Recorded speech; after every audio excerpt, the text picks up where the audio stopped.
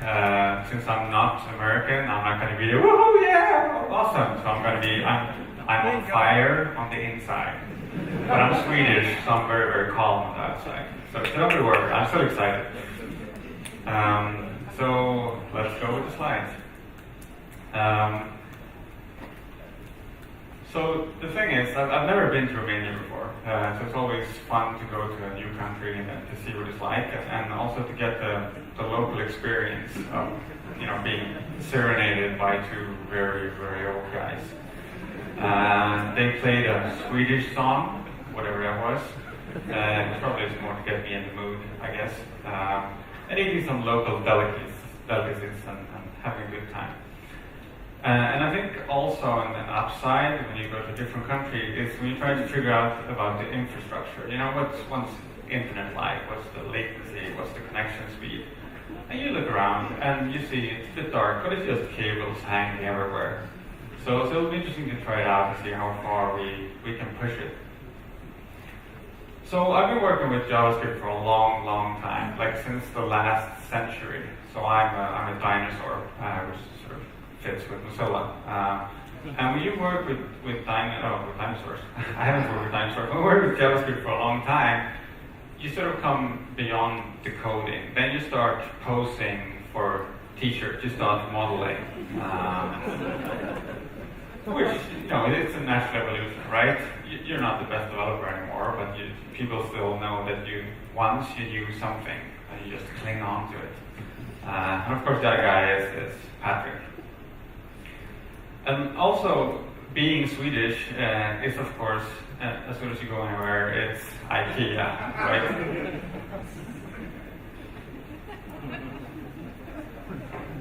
So basically, that's all the things that people know about Sweden. So it'll be interesting to talk later and see what your perception about Sweden actually is. And all I can say is that everything that you heard is true.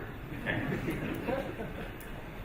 We're also the country that have, and this you might not know, we're also the country that have the best warning signs ever.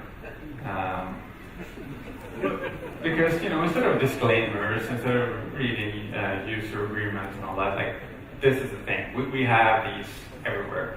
And basically what it says, like, it's dangerous, I don't know why we do this to begin with. It's dangerous to stand on the bench in the waiting hall. But if you do, it's going to tip over, your head is still going to be stuck up there, and the rest of the body is going to be down there. Everywhere. So, our children are probably scarred for life. Like, no, you can do it. No, I'm not going to touch it. I don't want to die. And that's sort of the same thing with the way we approach the web as well. Like, I don't know. So, part of my work, I'm working for Mozilla. Mozilla is a non-profit organization. So basically, the idea with Mozilla is to make sure that the internet stays open and that we don't have just one player that has too much control. So we just try to bring a good balance to it and to make sure that we have standardized technologies instead of just a technology that only one company uses or controls all the way. So part of my work is speaking at conferences, it's writing articles and such, and I also work as the editor of the Mozilla Hacks blog. So we have a blog for developers. And the way I approach the blog is basically to have content that would be interesting to me. So it's not just kind of, press releases or something like that. That would be terrible, and no one cares about press releases. Well, at least we don't. So it's more about, as a developer, what would I like to know? So it's not only Mozilla technologies, it's anything that's based on open source or the open web and how you can learn things. So with this presentation, I started talking with the other speakers and trying to figure out what should I talk about. I could talk a lot about code, and you can delve into some really deep details in code, and that's interesting, right? But like in the introduction, I'm sure that at least 99% of you are smarter than I am, so that's the first problem. The second problem is that all the other speakers are smarter than I am as well. So it's like, okay, shit, what should I do? So I talk with them, trying to figure out what they're going to talk about, and Tero is going to be the presentation after me. There's going to be code, there's going to be some really cool stuff. So I wanted to try and bring a balance to the conference. Like, when I go to conferences, and I'm happy to see a good number of conferences, you want to have a good balance in the sense that you have some talks that are, about thinking or perspective, and some talks that are really deep down in the code and how you build stuff. So that's my aim here. I might fail miserably, and in that case, I'm sorry, and my name is Patrick Lauke. If you like it, I'm Robert. So talking about the name of this presentation, I'm always interested in trying to and this sounds so pretentious, but I'm trying to figure out how mankind works. Like, how do we think about things? What's the next step beyond writing the fastest loop? So there's something called the Kubler-Ross model. And I know it's morning, and I know you're tired, and this is going to sound, I'm not going to make you do things, by the way. And it's going to sound really, really depressing. But the Kubler-Ross model is about the 5 stages of grief. And basically, it's about sorrow. It's the 5 stages before you die or someone close to you dies. I know, it's cheerful, right? I'm going to start on a positive note. I'm Swedish, damn it. It's dark all the time. We have polar bears. Of course, I talk about grief. And reading about this model, the 5 steps before dying is first denial, and then anger, and then you start bargaining and see what you can do about it, and then you sort of turn to depression, and then eventually acceptance, and then you're dead. So thinking about this reminds me of something. This is like web development. This is the same thing. We go through all the same phases. Anything from denial to acceptance at the end of the day. So my goal with the presentation today is basically to talk about thinking and perspective around this and development and how we work with it. And if we start talking about denial, that's kind of the normal reaction. You get presented with something. Let's say, I worked as a consultant doing web development for a long, long time. I had hair when I started, so it's forever ago. And we start doing that, and you always have a project manager or a customer or something, and they present you with a project idea. And of course, this is your first reaction.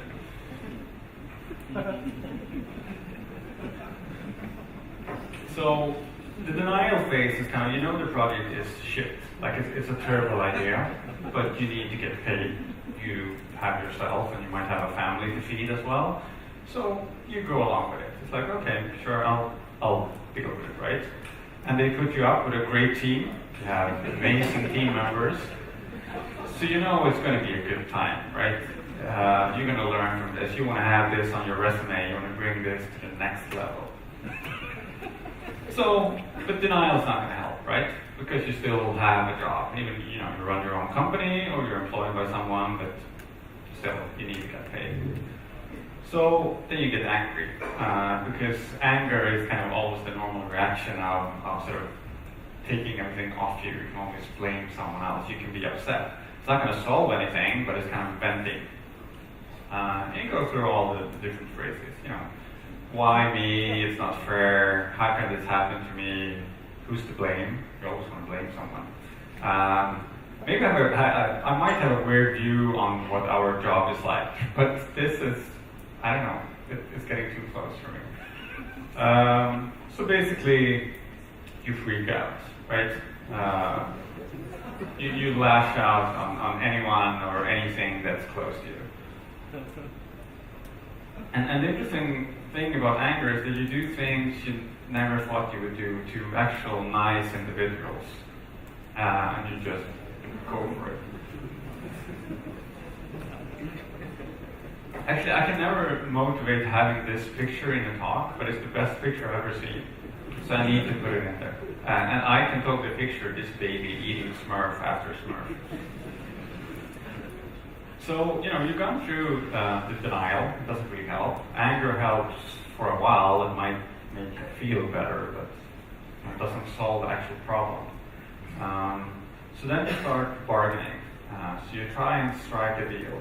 Maybe it's not too bad. What could I do? Is there any compromise here that might make things better? So to try to look at it from a different perspective.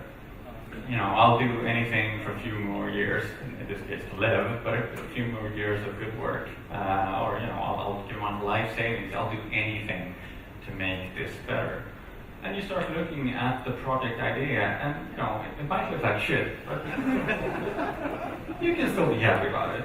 There's a silver lining somewhere. Maybe it's not as bad as it looks. It is, right? But still, a smile can save any day. I work with too many people from California, sorry. There's a lot of it. And then, especially as an engineer or as a developer, you try to have metrics and numbers. You need to find some kind of logic in this. So you start up with some really weird ass numbers. So like, how many people drowned in a swimming pool compared to how many movies Nicolas Cage made? And then you see there's a correlation here. If he makes more movies, more people die. And that's fine, right? Because the word is not it's not black and white. As long as you can prove it with facts and numbers and statistics, you're good. So you start applying this in your project. Like how can we make this different? How can I tweak this into my better approach to it? And then of course it sort of turns into depression. At the end of the day, when you kind of feel helpless, you can't do anything about it, you just want to give up. And you go into I'm so sad. Why should I bother with anything? And it, I think there's I don't know if you've seen the comic Calvin and Hobbes, which is basically the small little boy and the tiger friend that he has. And he has this wonderful saying, which is something like, nothing helps a bad mood like spreading it around. Which basically means, if I'm in a bad mood, I'm going to make sure that everyone else is in a bad mood as well. This is kind of the state that matches that. So you just cave, right? I don't want to be the guy with cats and presentations, but I've given up. They're good for something. And once you've sort of gone through the sad state, you get into acceptance. I can't do anything. I just, this is going to happen. I can't change this. So you look at it and you accept it. I don't know why you would do this to the poor tiger. This must be the most confusing thing ever.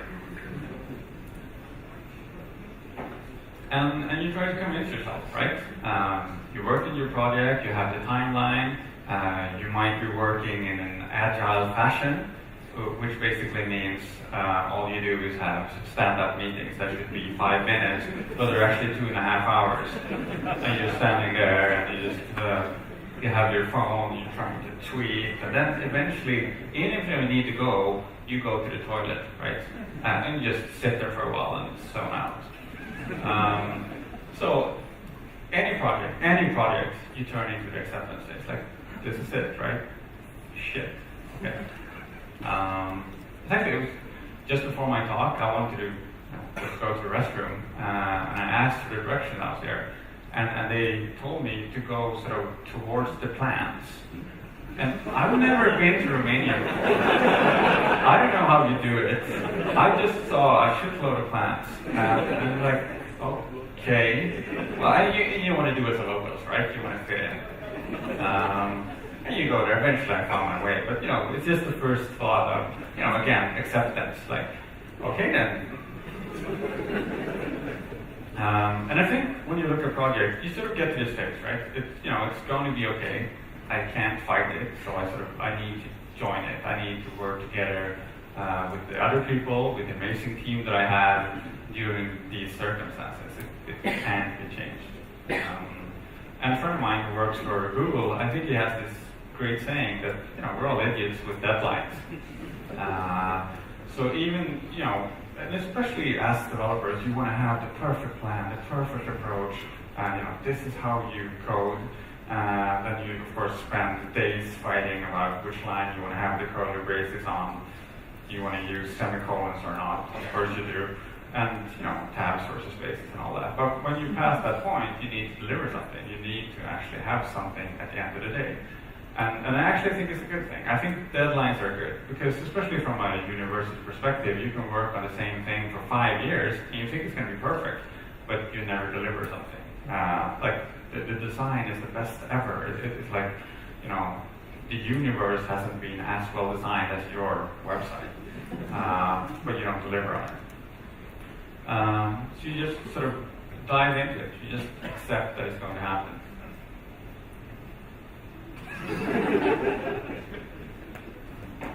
And I think this is sort of the way I view projects, right? You completely overestimate what you can do. It's like, I can do this jump. I'll make it. I'll get to the other side, right? So my approach here is to talk about the acceptance phase, because it hasn't been kind of a pick-me-up talk so far. So I want to talk about the acceptance phase, but with a twist. I actually want to make something good out of it. Like, I think you can apply these 5 steps to anything in life. Like, it could be your relationship with your partner, it could be work, it could be whatever happens, right? But I think the acceptance phase is the only one that you can change. You can choose to accept something, but you can make something better out of it. Instead of just accepting as in giving up, you can accept the circumstances, you can accept anything that's going on, but you can make it slightly better. And I wanted to, I'm probably going to get fired for this, but I wanted to talk about a few things that we've done with Mozilla, and to be honest about it. Because any company you look at and they present a project and say, well, we did this and it was amazing, and then we all hugged and we were singing Kumbaya by the campfire. It's like, that's not the way it works, right? We go through all these 5 phases, and hopefully we get to the point where we accept what we've done and what we accomplished. So looking at some of our projects and something more concrete is open web apps. So we were looking at, like in the mid-90s, you could build HTML. You had gray web pages. You might have a big HR element to divide sections. Eventually we got images, and it was mind-blowing, right? And that's a long, it's about 20 years ago, and it was great, and you could sort of look at it on any computer. You would use Alta Vista to find something. And then something happened in the mobile world, and especially when you had the advent of the first iPhone coming out, which was amazing and groundbreaking. And they said, you can build things with web technologies and build apps and all that, and that sounded great. The problem was that you didn't have any access to the hardware or any APIs, so just web pages. So eventually they went into Objective-C and the App Store and all that. And I think, this is where we are now, 20 years later, and this is for me the state of depression, right? I do like the summary, but every time after this, we have this shitty app, but you have to install it. And I think another description as well was, the thinking, we just go round and round here. It basically means that, you want to have those apps and you want to update them on the fly, and like the conclusion says there, like, wait, it's the web. We've had it for a long, long time. Why are we doing this again? And why is every company doing this their own way? They want to build their things. They want to have control. They want to be able to influence you. They want you to use their stuff. And I think we need to try and get away from that. There are lots of good options, but you want to reach everyone. You want to make sure that everyone can take part of your content, not only if you have a certain device or something like that. So, looking at open web apps, I wanted to try, and this is going to be interesting. I wanted to apply the 5 states here, going from denial to acceptance. And just what the approach was like. Like, talking about the comics I was showing is that, you have to install the app, or you have to build with a different language for a different operating system, like, Objective-C or their newer invention now for iOS, or Java for Android, etc., and then you can build some responsive design websites and all that, but just keep on building things, and then you have separate teams building different stuff. I guess Vince is going to talk about that with Spotify, for instance, which have different teams, and lots of talented people, but they work on their thing, on their platform. And I think there's so much, not Spotify in particular, but like any company that has to do that, that's big enough to do that, to have separate teams. There's so much knowledge that's being missed, and there's so many efforts being duplicated. So we're looking at that, and of course the denial part is like, you must be kidding me. I have to use my own language for each kind of phone out there? That sucks. That's terrible. And then of course you go into kind of the anger phase. Oh, so there's an app store, and you have to approve what I built, so I have no control. If you don't like what I've done for whatever reason, you're not going to let it through. Amazing. This is great. Like, I used to be able to publish anything, but now I'm sort of back to begging for making it go live. And you're quite upset about it.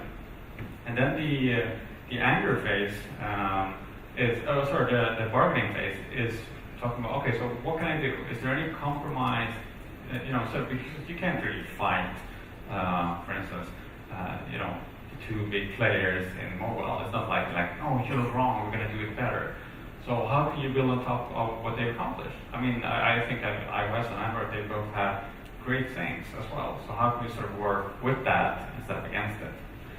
But still, especially come from a Mozilla perspective, we want people to use open standardized technologies. We want people to use the open web instead of building something for just that specific platform. So you start looking at HTML5. Okay, what can we do with HTML5? What if we start using wrappers? I mean, PhoneGap is by far the most popular one. But then you can still restart in the end of, you use the technology that's open and you can use it on any platform. You might jump through some extra hoops to make sure that it actually works on iOS and Android, etc. But you start dealing with the platform. Will this actually help? And you get to a certain point, and then you get into the depression state, which is basically, well, I don't have hardware access. It doesn't really, it's not as good as a native app, whatever native app means, it depends. But I can't do all the things that I can do if I were to use that proprietary language that they use. Okay, and then you sort of turn into acceptance, like, well, this is the way it is. But the acceptance with a twist here is basically, well, we can accept what we have right now with the platform, but is there a way to make it better at least? Or can we give developers a good options? And also, can we come up with things that push the other players? Can we make Google, Apple, Microsoft, etc. to implement more things, more support for the web layer, more standardized APIs to access things, instead of just building their own things and their own SDKs. So for us, it's been trying to make sure that open web apps work on all platforms. Like we have a mobile operating system, Firefox OS, we just build apps with HTML5. But that's just our platform, right? And you need to be realistic about it. It's not like, and I don't think we would want that either. Like, let's say everyone in the world had Firefox OS phones. It's not the best world. It could be an interesting world. But it's still just one option, and one option is not good. We do want to have competition. We do want to push each other to make things better. So it's more about, okay, how can we make sure that if you build open web apps, if you build something based on HTML5, how can you make sure that it works everywhere? Sure, you use responsive design, but can you get access to the hardware? Can you make sure that it's installable and it works like a first-class citizen on that platform instead of just being a web page that just reloads as soon as you get a connection? So with open web apps, we're trying to make it as easy as possible. So let's say you're building websites right now. It could be a website for desktop. It could be something that's responsive and works on most tablets and mobile phones. The only thing that we wanted to add was a manifest file with information about your content, so we could make it installable. So we have a manifest file, which is in a JSON format.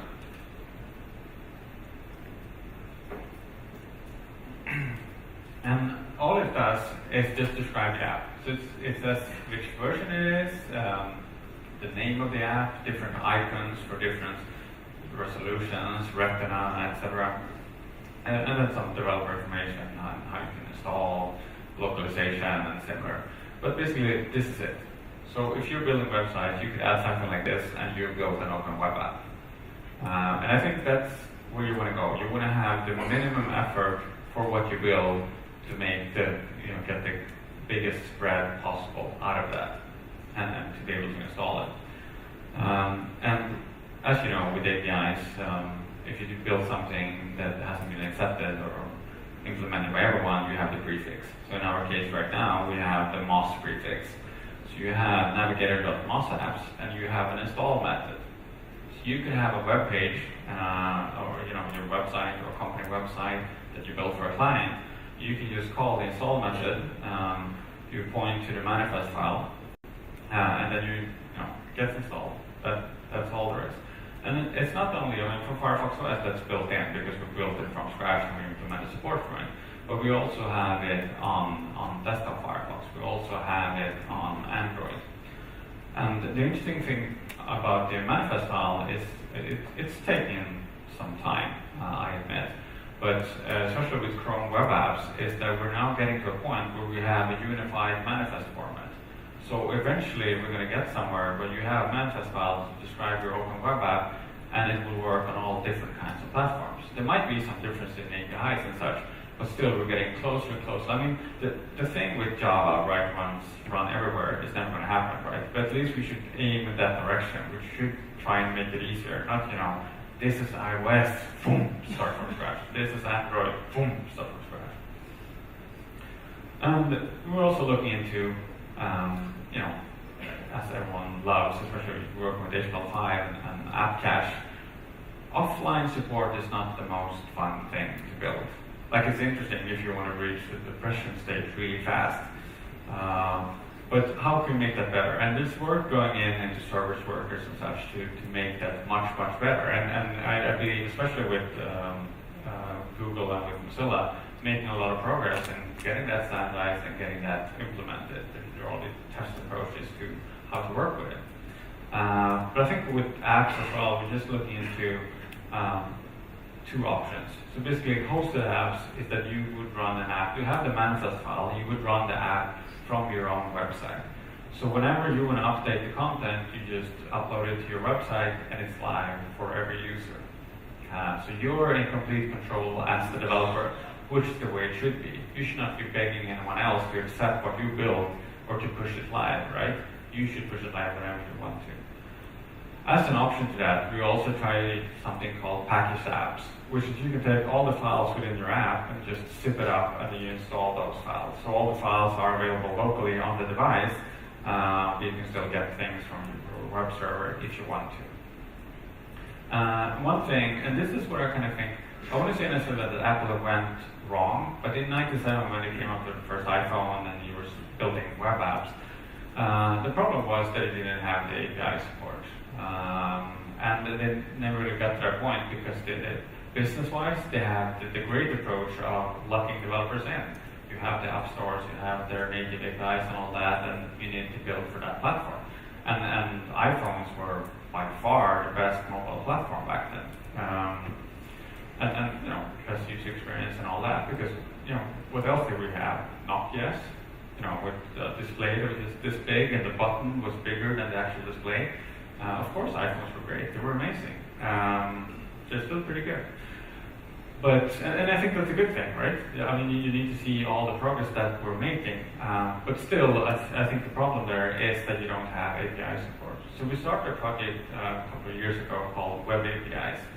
And we wanted to implement all these different APIs to make sure that from the web layer, you could build things that would work directly on the platform. That you could access the hardware, you can check the battery level, you can have proximity. So if I would have a phone, in JavaScript, I would detect how close am I holding the phone to this podium right now. The interesting thing, of course, when you start with proximity and stuff like that, people start building Highlander apps. So you have sort by how close you get, which I like. I like the thinking. And you also have with different lighting. Like I could, right now on a web page, I can detect the light conditions in here. I would hold the phone up, and I know how bright the light is. Am I out in the bright sunlight right now, or is it a really dark room? and I can adapt the user experience based on that. The user might be in his or her living room right now. Maybe I should change the CSS. Maybe I should have a better contrast, etc. So I think, I don't know, I think it's around 28 new APIs right now. And of course with these APIs, if we want to have them standardized, because we can build the best APIs in the world, but if we're the only ones supporting them, it's kind of pointless. Well, it's not pointless, it shows that it's possible, but if you can't use it everywhere, right. And Google have been implementing a few of them. Like a few of them have been standardized.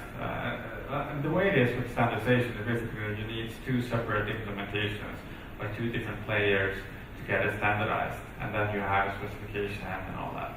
And the interesting part there, of course, is Samsung. And Samsung are massive, and if they want to implement an API, they can do it really fast. So in some cases, Samsung have liked some of the APIs that we come up with. They've done different implementations of it, and then we go into standardization. And I think, for me, this is sort of the acceptance approach here. Just, sure, we have the different platforms, but how can we make it slightly better? How can we accept the situation that we have, but just tweak it a bit? And looking at Android right now, and looking at the market share of Android, which is huge, it's just going to keep on growing like that for a long time, I think, is we're trying to make web apps first-class citizens on Android as well. So we have something called the APK factory. So on Android, you have the APK files to install apps. So the thing you saw before with the install method, you pointed the manifest to have your open web app. If you do that in Firefox on Android right now, we will automatically generate an APK. So the APK will be created for you and installed on the Android device. So basically, you have a real Android app out of the box. You don't need to know Java, you don't need to know about the actual local environment. You build your web app, you install that, and you have everything.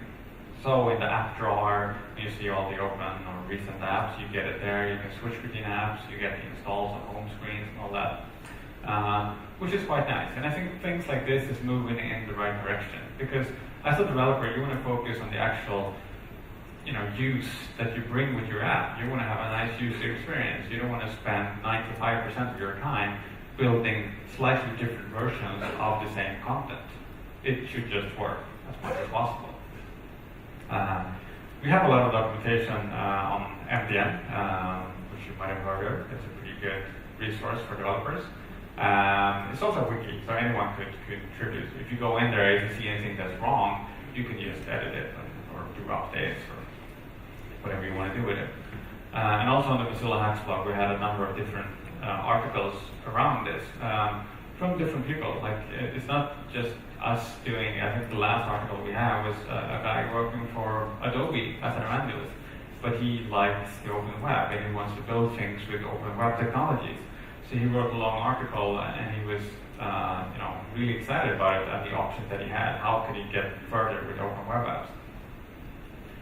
And for me, especially working as an evangelist or working with developer relations, I think one thing that's interesting is also to truly understand web developers. And I don't know if you've experienced this, I've seen it way too many times, is when you have a big company and they have material about the things they're working on, they can say, well, here you have the presentation template, here you have, here's the package, take this back, go build something, right? And I'm not saying that they don't care about you, but it just doesn't scale to listen to you. And we really want to be different at Mozilla with that. We want to talk with you directly and see what you're doing, because this is your life. You spend more time, I'm pretty sure about this, you spend more time with your computer than anything else. So of course it should be good, and of course you want to do or make sure that the circumstances that you work during or under should be as good as possible. And one part there that I've been pushing with Mozilla is to have feedback channels, which is basically how can we put you developers in touch with Mozilla directly? How can you give your feedback about or around things that we work on? Because the normal thing is anything. Let's say Facebook changes the design. They change whatever, your friend link to the other side, and you have 400 million people crying, thinking it's the end of the world, right? But it never sort of, you don't have the discussion with people. People whine about it for a week, and then people move on. And we want to get something constructive out of this. We want to hear what you think about, what kind of features do you want? Let's say, more or less, it could be a wish list. And the way I started looking at this was with the Firefox developer tools. A good number of years ago, we had Firebug, and Firebug was a revolution. When it came out, like CSS, now I know why my button